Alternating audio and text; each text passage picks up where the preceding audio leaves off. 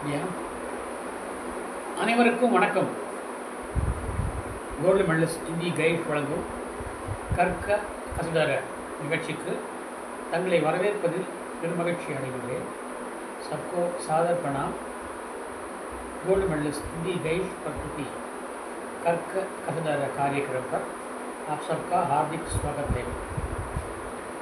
आज का शीर्षक है हिंदी साहित्य का इतिहास. इस सिलसिले में अभी भक्ति काल चल रहा है. कल के एपिसोड में भक्ति काल में ज्ञानमार्गी शाखा के प्रधान कवि कबीरदास के बारे में हमने कुछ विचार विमर्श किए थे. आज थोड़ा सा उन पर भी हम देखें. कबीरदास ही रहस्यवादी कोई भी थे. उनकी रहस्य भावना अति अद्भुत है, अत्यंत सरल है. रहस्यवाद का मतलब है प्रकृति के हर कार्यकलापों में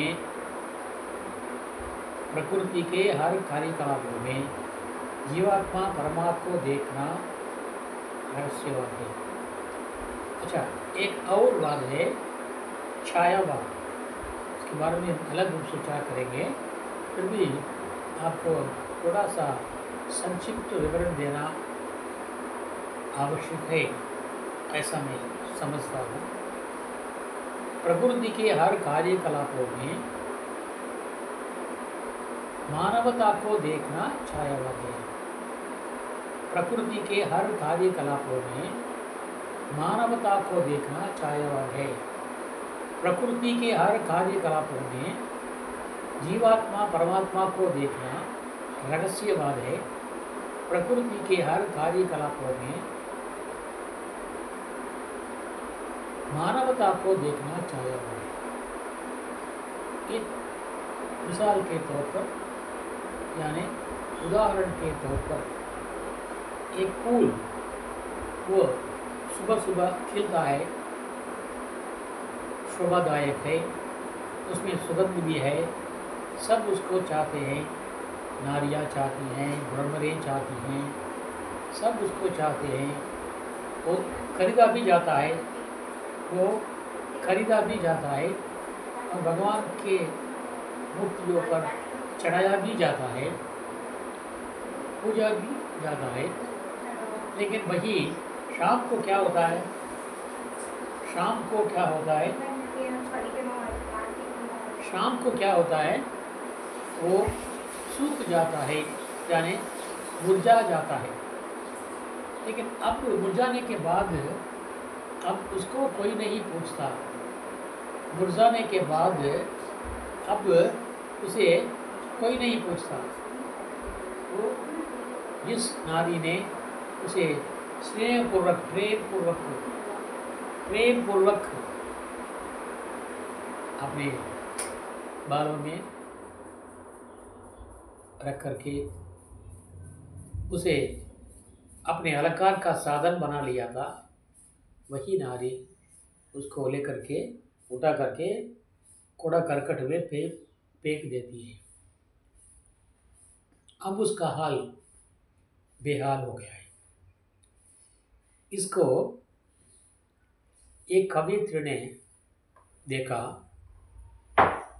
वे चिंतित होती हैं और कहती हैं, विश्व में एक फूल तू सबका हृदय भाता रहा. विश्व में एक फूल तू सबका हृदय भाता रहा. दान कर सर्वस्व भी तू हाय हर्षाता रहा. दान कर सर्वस्व भी तू हाय हर्षाता रहा. जब ना तेरी दशा पर दुख हुआ संसार को, कौन रोएगा सुमन हमसे मनज निसार को. कौन रोएगा सुमन हमसे मनुज निस्सार को मनुष्य निस्सार हैं, हमारे लिए रोने वाला कोई नहीं है, लेकिन तुमने तो सब कुछ त्याग दिया. அந்த மலர்களின் வாசமெல்லாம் ஒரு மாலைக்குள் வாடிவிடும் என்று பாடுகிறார் கவியர் வாலி. அந்த மலர்களின் வாசமெல்லாம் ஒரு மாலைக்குள் வாடிவிடும் என்று பாடுகிறார் कवियरसर वाली. इस प्रकार उसने अपना सब कुछ त्याग दिया, फिर भी उस त्यागी पर तरस खाने वाला, दुखी होने वाला इस दुनिया में कोई नहीं है. लेकिन हम लोग मनुष्य जो हैं किसी के लायक नहीं. मुर्गी का मांस भी, बकरी का मांस भी बेचा जाता है, आदमी का मांस कौड़ी का भी नहीं होता है ना. तो इसी प्रकार इस फूल के दुख को देख करके कवयत्री महादेवी वर्मा रोती है. इसी को कहते हैं छायावत. तमिल के कवि வைரமுத்து कहते हैं, பொன் மாலை பொழுது, இது ஒரு பொன் மாலை பொழுது, வானமகள் நாணுகிறாள், வேறு உடை பூணுகிறாள், இது ஒரு பொன் माले பொழுது. शाम रूपी, संध्या रूपी वो नारी नई पोशाक पहनती है. ये सुनहरा संध्या का समय है. பொன் माले பொழுது, वानमகள் नाणुகிறாள், आसमान रूपी वो नारी लज्जित होती है. लज्जा के कारण उसका मुख लाल हो जाता है. उसी प्रकार शाम के समय आकाश का मुख भी लाल हो जाता है. कहते हैं பொன் மாலை பொழுது, வானமகள் நாணுகிறாள், வேறு உடை பூணுகிறாள், இது ஒரு பொன் மாலை பொழுது. अच्छा, एक और कवि सम्राट कन्नदासन कहते हैं, अड़ग मिगुंद राजकुमारी मेघमाग पोगिराள். आकाश में बादल विचरते हैं, उसको देख करके कहते हैं अड़ग मिगुंद राजकुमारी मेघमाग पोगिराள். उस बादल को राजकुमारी मानते हैं कवि. जरिगै நெடியும் சேலை கொண்டு मलई मूड पार्क्கிறாள். वो काला बादल है, वो बिजली कड़कती है. तो बिजली जो ऐसी लगती है कि वो बत्ती हो, करंट लाइट हो.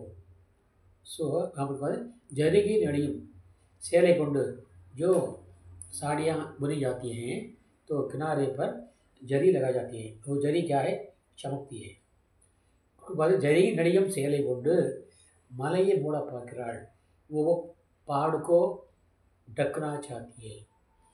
वो क्योंकि काले बादल पहाड़ पर, आसमान पर छा जाते हैं और पहाड़ को भी छिपा लेते हैं ना. इसी बात को वे कहते हैं अड़ग मिगुंद राजकुमारी मेघमाग पोगिराள், जरिगै நெடியும் சேலை கொண்டு मलई मूड पार्क्கிறாள். ये भी छायावाद का उदाहरण है. हिंदी के प्रसिद्ध कवि सूर्यकांत त्रिपाठी निराला वे लिखते हैं, दिवसा अवसान के समय मेघमय आसमान से उतर रही है संध्या सुंदरी, परी सी धीरे धीरे धीरे. दिवसा अवसान के समय, दिवस का, शाम का अंत होने वाला है. उस समय मेघमय आसमान में बादल छाए हुए हैं, उससे उतर रही है, नीचे उतर रही है कौन, संध्या सुंदरी, संध्या रूपी सुंदरी, शाम रूपी एक सुंदर नारी नीचे उतर रही है. कैसे, धीरे धीरे धीरे. सुबह का तो दिन का, दोपहर का धूप जलता है, वही शाम होते होते और धीरे धीरे धीरे ढल जाता है. उसके बाद ही रात का समय होता है. इस प्रकार वो संध्या रूपी सुंदरी धीरे धीरे नीचे उतर रही है। धीरे धीरे संध्या और रात होती है ना, इसी सत्य को सुनाते हैं प्रकृति के माध्यम से। उस संध्या को, शाम का समय को संध्या सुंदरी कहते हैं।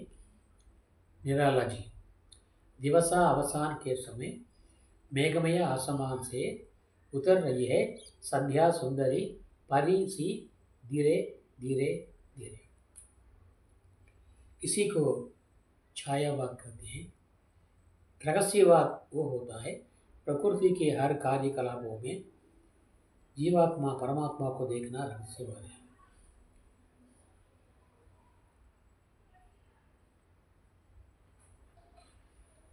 कबीरदास जी कहते हैं, लाली मेरे लाल की जित देखूं तित लाल, लाली देखकर मैं चली मैं भी हो गई लाल।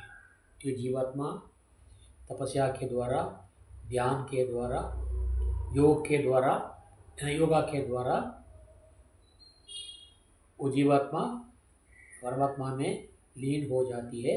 उसका दोबारा जन्म नहीं होता। उसी को चाहते हैं। अवैयार शिव जी अवैयार से पूछते हैं, अवैयार जी आपने अपने गीतों से मुझे खुश किया, बोलिए आपको क्या चाहिए। तो अवैयार बताती हैं, हे भगवान मुझे ऐसा वर दीजिए जाकि दोबारा मेरा जन्म ना हो। अय्यने पिरवामै वेंडुम। ठीक है। शिव जी पुनः पूछते हैं, अगर पुनः पैदा हो तो मीண்டும் பிறந்தால் अय्यने उन्हें मरवामै वेंडुम, तुझको मैं कभी ना भूलूं, ऐसा वर दीजिए। दोबारा जन्म ना हो, अगर मैं जन्म लूँ तो आपको कभी ना भूलूं, ऐसा वर मुझे दीजिए। पिरवामै वेंडुम, मीண்டும் பிறந்தால் शिव जी पूछते हैं, अय्यने मुयन्றும் मरवामै वेंडुम। इस प्रकार हर ऋषि हर मुनि यही चाहते हैं दोबारा मेरा जन्म ना हो। तो इस प्रकार जीवात्मा तपस्या के द्वारा यानी योगा के द्वारा जब परमात्मा में मिल जाती है उसका दोबारा जन्म नहीं होता। इसी को सब लोग चाहते हैं। यहाँ पर प्रकृति के हर कार्यकलापों में जीवात्मा परमात्मा को देखना रहस्यवाद है।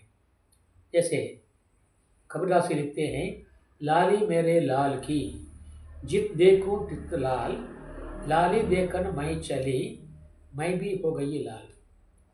जैसे कि आप लोग आज विद्यार्थी हैं, हम लोग अध्यापक हैं, रोज़ हमसे मिलने, हमको देखने, हमसे शिक्षा पाने आप आते हैं और सुनते हैं, अध्ययन करते हैं, सेवा करते हैं, सब कुछ करते हैं।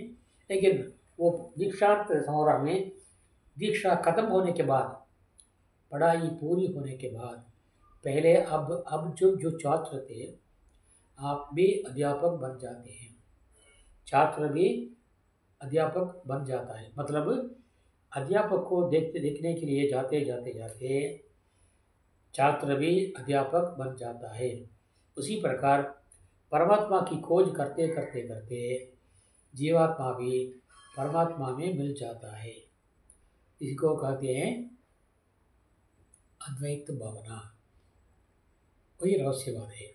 यहाँ पर कबीरदास का कथन है, लाली मेरे लाल की। यहाँ पर लाल का मतलब यहाँ दो श्लेषार्थ है। लाल का मतलब रेड कलर और दूसरा अर्थ है प्यारा बेटा और प्यारा भगवान। क्योंकि जब हम किसी बच्चों को देखते हैं तो उसको बुलाते हैं, क्या करके बुलाते हैं, आओ मेरे लाल, बड़ा करना तमिल में, आओ मेरे लाल। तो यहाँ पर बच्चे को, प्यारे बेटे को लाल कहते हैं। यहाँ पर कबीरदास जी भगवान को लाल कहते हैं। लाली मेरे लाल की, लाली मतलब मेरे भगवान की महिमा। जित देखो तित लाल, जहाँ देखो वहाँ लाल है। எங்கும் காணும் சக்தியடா என்று பாடினார் பாவேந்தர் பாரதிதாசன். எங்கெங்கு காணிடும் சக்தியடா जित देखो तित लाल जहाँ देखो वहाँ मेरा लाल है मतलब भगवान है मतलब भगवान हर जगह विद्यमान है वहीं पर आते हैं निगुण भक्ति में आते हैं कबीरदास जी अपने उद्देश्य को कभी नहीं छोड़ते लाले मेरे लाल की जित देखूं तित लाल लाली देखकर मैं चली उस भगवान की लालिमा को यानी महिमा को देखने के लिए मैं गई क्यों बोलते हैं ना कबीरदास के ख्याल में जीवात्मा नारी है परमात्मा नर है जीवात्मा स्त्री है परमात्मा पुरुष है तो स्त्री को ही पुरुष की खोज में जाना पड़ता है इसलिए भी कहते हैं लाली देखकर मैं चली अपने को वे स्त्री मानते हैं मैं भी हो गई लाल मैं भी लाल हो गया मैं भी भगवान हो गया मतलब ये जीवात्मा परमात्मा की खोज करते करते बाद में उसी परमात्मा में लीन हो जाती है विलीन हो जाती है அதோடு கலந்து விடுகிறது அதான் இரண்டரை கலப்பது என்பார்கள் ஜோதியில் கலந்தார் என்பார்கள் தமிழில் சொல்வார்கள் நந்தனாரை பற்றி பார்க்கிற பொழுது ஜோதியில் கலந்தார் என்று பாடுவார் ஜோதியில் கலந்தார் என்று नंदनार पुराणम சொல்கிறது इस प्रकार प्रकृति के हर कार्यकलापों में जीवात्मा परमात्मा को देखना रहस्यवाद है इस रहस्यवाद सत्य का भी उन्होंने कबीरदास ने अच्छी तरह हमें बताया है एक बात और है उस साधु ने क्या किया तपस्या के द्वारा योगा के द्वारा भगवान को पा लिया ठीक है उसके मन में भगवान आ गए उन्होंने भगवान का दर्शन कर लिया इतने खुश हैं कि वो उसका वर्णन करना मुश्किल है कोई उसके पास जाता है तो पूछता है स्वामी जी गुरु जी आपने भगवान का दर्शन किया वो अनुभव कैसा था वो अनुभव किस प्रकार था उसका वर्णन कीजिए कबीरदास जी कहते हैं भगवान की साक्षात्कार का वर्णनातीत है मतलब वर्णन के बाहर है क्योंकि उसका वर्णन कभी किया नहीं जाता तो वे कहते हैं आत्म अनुभव ज्ञान की जो कोई पूछे बात आत्म अनुभव ज्ञान की जो कोई पूछे बात कोई पूछता है कबीरदास जी भगवान के दर्शन का अनुभव कैसा था कृपया सुनाइए पूछते हैं आत्म अनुभव ज्ञान की जो कोई पूछे बात ज्यों इसका उत्तर देते हैं लाइक इस प्रकार गूंगा गुड़ खाई गए एक गूंगा है गूंगा का मतलब जो बोल नहीं पाता வாய் பேச முடியாத ஊமை उसने गुड़ खा लिया அவன் வெல்லம் சாப்பிட்டு விட்டான் हम जाकर उससे पूछते हैं कि गुड़ का स्वाद कैसा था வெல்லத்தின் சுவை எப்படி இருந்தது கேட்டால் அவன் எப்படி சொல்வான் वो कैसे बोल पाता कह पाता क्योंकि वो गूंगा है उसी प्रकार मैंने जो भगवान का दर्शन किया उसका अनुभव भी उसकी खुशी भी वर्णन के बाहर है उस खुशी का वर्णन नहीं किया जा सकता इसलिए हमें क्या चाहिए हम उस अनुभूति को पाना चाहते हैं हम उस गुड़ के स्वाद को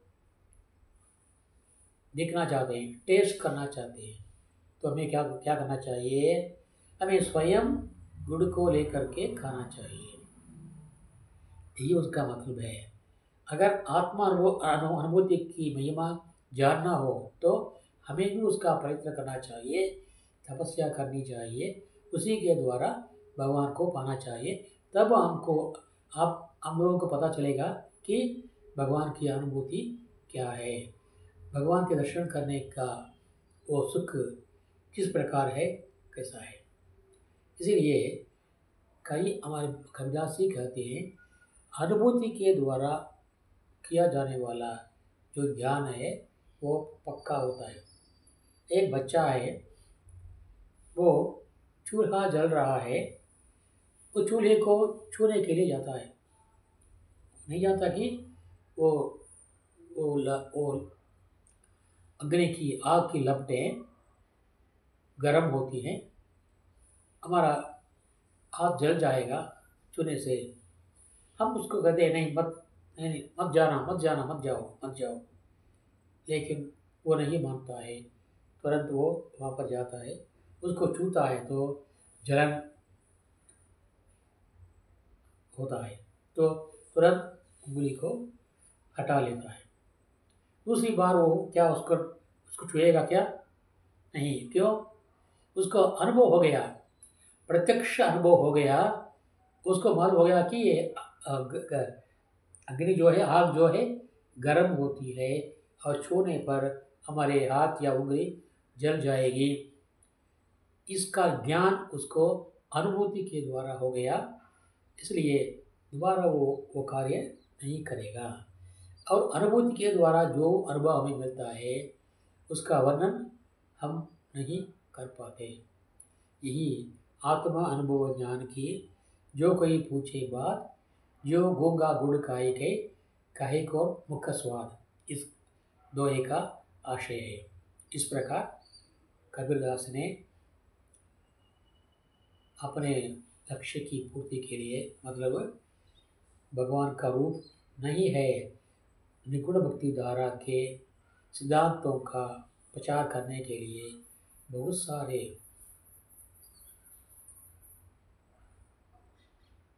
सारी रचनाएं की हैं। उन रचनाओं का संग्रह कबीर ग्रंथावली नामक ग्रंथ में है। आप लोग इसको पढ़ें और उसका स्वाद लें। जैसे मैंने अभी कहा, उसका स्वाद हमें स्वयं लेनी चाहिए। आप पढ़िए और उसका टेस्ट का अनुभव करें। इस प्रकार उनको देखा देखी अनेक शिष्यों ने उनका पालन किया, रविदास जैसे शिष्यों ने उनका पालन किया और निगुण भक्ति धारा का फैलाव हुआ। इस प्रकार हिंदी साहित्य को अच्छा एक खजाना मिला, एक पुस्तकों का भंडार मिला। अब आता है प्रेम मार्गी शाखा। ये ज्ञान मार्गी शाखा और ये प्रेम मार्गी शाखा। प्रेम मार्गी भगवान को प्रेम के द्वारा पाना चाहते हैं। आपने पढ़ा होगा लैला मजनू की कहानी।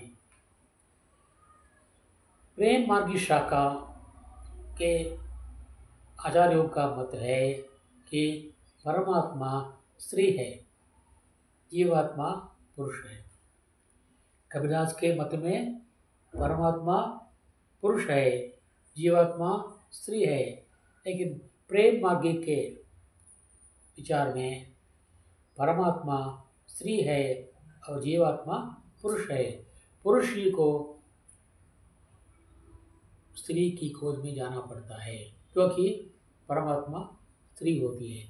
लैला मजनू आदि की कहानियाँ लैला को प्रधानता देती हैं, क्योंकि वही परमात्मा है, मजनू जीवात्मा है। इस प्रकार वे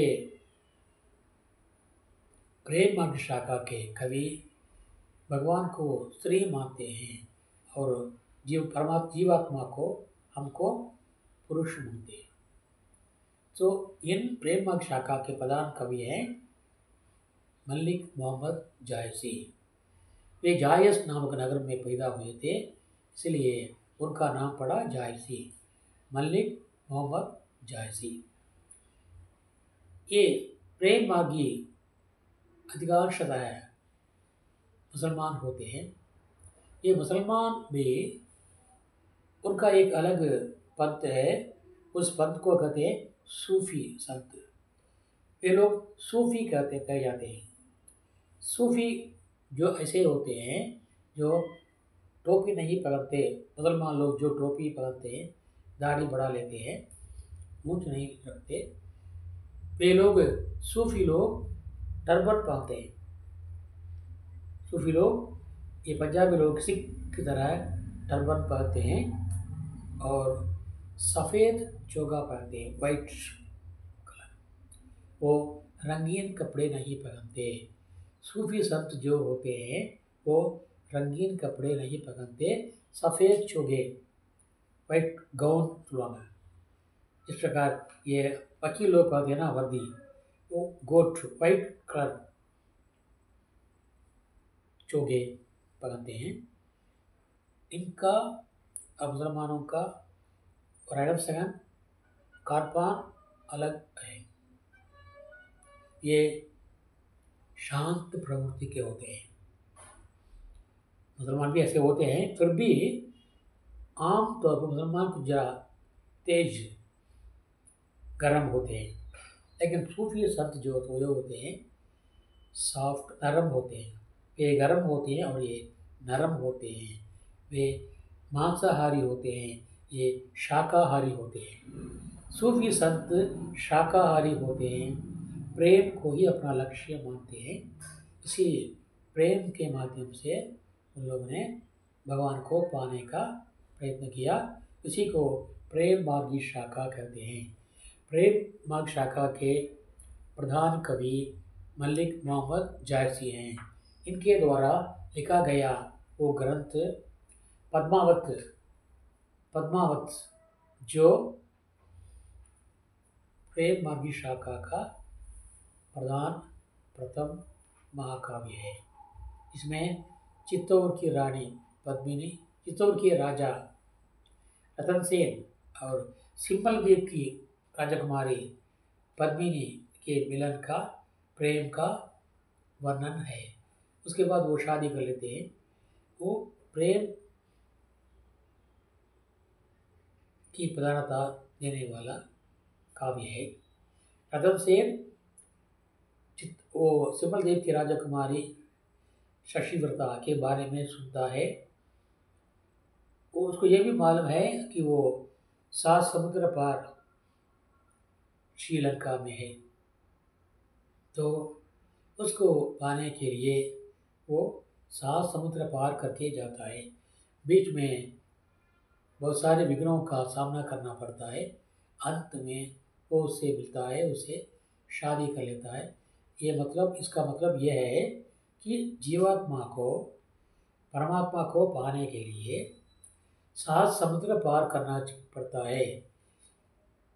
7 समुद्र पार करने में जितने भी कठिनाइयाँ होती हैं, उतनी कठिनाई भगवान को पाने में भी होती है। ये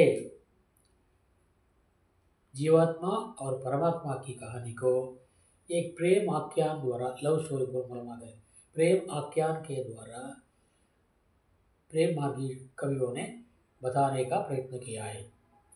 उस प्रयत्न का फल है पद्मावत। अच्छा, अगर हमें 7 समुद्र पार करना हो तो उसके लिए मार्गदर्शक कौन मार्ग दिखाएगा? उसके लिए कौन करेगा? गुरु चाहिए। गुरु के बिना भगवान को दिखाने वाला कोई नहीं है। जैसे तमिल में माता पिता गुरु देवो, कबीरदास के शब्दों में गुरु गोविंद दो खड़े, काके लागो पाए, बलिहारी गुरु आपने गोविंद दियो बताए। गोविंद के बारे में दिखाने वाला, बताने वाला, सिखाने वाला भी गुरु है।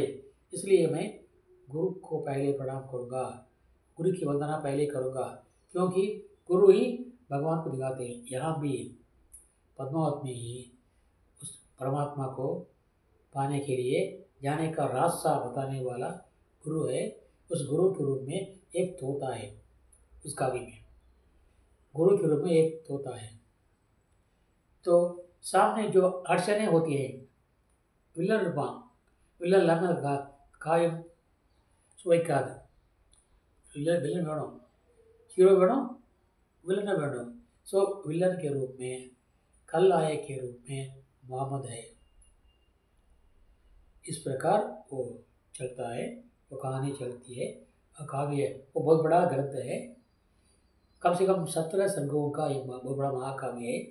पद्मावत महाकाव्य, ये महाकाव्य प्रेम मार्गी काव्य है और बहुत सुंदर ढंग से इसकी रचना हुई है। ये इसकी रचना कब हुई? 1700 में। 1700 में, 1700 तक भक्ति काल का अंत हो जाता है हिंदी साहित्य में। भक्ति काल के बाद रीतिकाल आता है। रीति का मतलब है श्रृंगार। रीतिकाल का मतलब है श्रृंगार काल। इसलिए इस श्रृंगार काल के बारे में हमें अधिक जानकारी प्राप्त करनी है। श्रृंगार काल हिंदी साहित्य के लिए एक बहुत बड़ा क्या है, उल्लेखनीय काल है। वीरगाथा काल, भक्ति काल। भक्ति काल में हमें बृहद साहित्य भंडार मिला। उसी प्रकार रीति काल में भी एक नए तरह के, नए प्रकार के काव्य कलापों का, काव्य का आविष्कार हुआ, वो भी हमें मिला। और उसके जो भेद है, भक्ति से भिन्न है। वो भी भक्ति है, लेकिन उसका अलग क्या है, अलग मार्ग है, अलग तरीका है। वो रीति का मतलब है श्रृंगार काल। संक्षेप में कहा जाए तो श्रृंगार काल है रीति काल, श्रृंगार काल है। रति का मतलब है श्रृंगार। सो संक्षेप में कहेंगे तो वीरगाथा काल में वीर रस प्रधान महाकाव्य, भक्ति काल में भक्ति रस प्रधान महाकाव्य, रीति काल में श्रृंगार रस प्रधान महाकाव्य और आधुनिक काल में सभी प्रकार के काव्य। आधुनिक काल के बारे में हमें जरा विस्तार पूर्वक विश्लेषण करना पड़ेगा और करेंगे। और तब तक के लिए आपको प्रतीक्षा में रहना पड़ेगा। आशा है कि आप परीक्षा में रहेंगे, ये मेरी अभिलाषा है और कामना है और आपसे प्रार्थना भी है। और इस प्रकार आज से मैं ये भक्ति काल का वर्णन और विश्लेषण और समालोचना का अंत करना चाहता हूँ। कल से आपके लिए रीतिकाल, श्रृंगार काल के बारे में आलोचना होगी और आशा है कि आप उसमें अवश्य रुचि लेंगे और भाग लेंगे और लाइक करेंगे और अपने दोस्तों में भी बांटेंगे, शेयर करेंगे और सब्सक्राइब करेंगे। यही मेरी आपसे सविनय प्रार्थना है। इस प्रार्थना के साथ मैं आज का भाषण समाप्त करना चाहता हूँ और कल हम दोबारा मिलेंगे। तब तक के लिए आपसे विदा। धन्यवाद। नंदी। जय हिंद।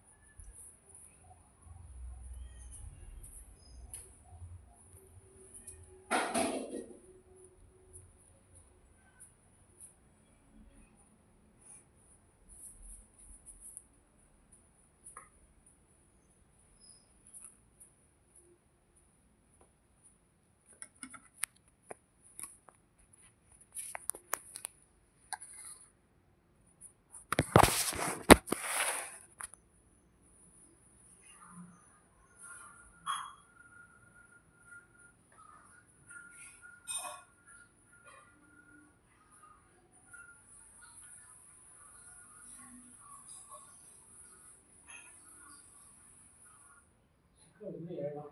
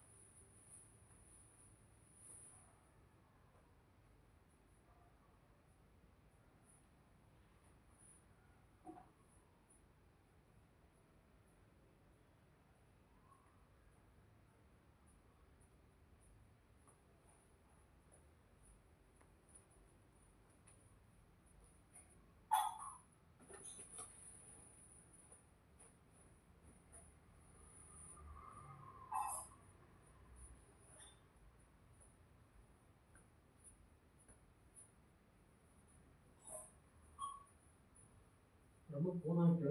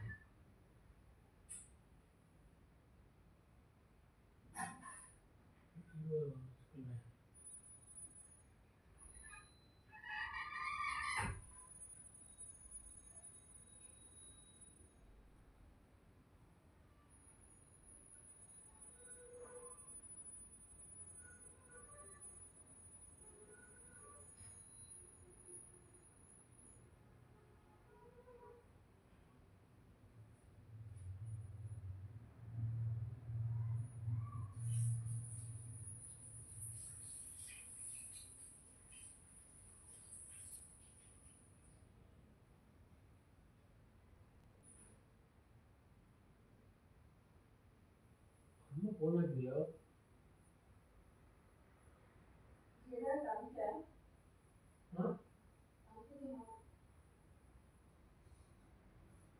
நம்ம போனதில்லையோ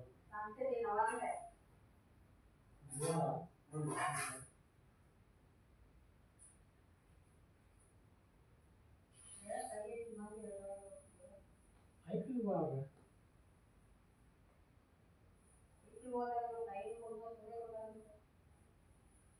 இல்ல